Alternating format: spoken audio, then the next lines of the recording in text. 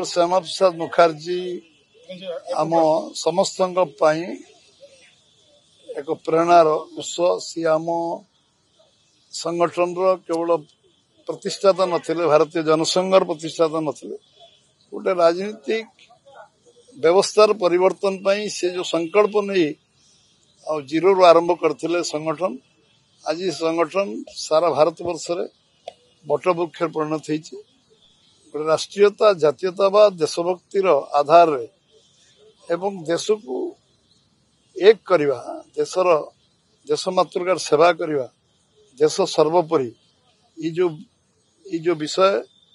समस्त मन अंतकरण कोटि कोटि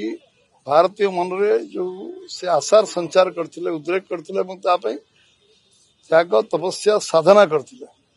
बलिदान मध्य शेष देवाक पड़ता से भली जड़े व्यक्ति विशेष आज जन्म जयंती रे आमे तांको समस्ते स्मरण करूँ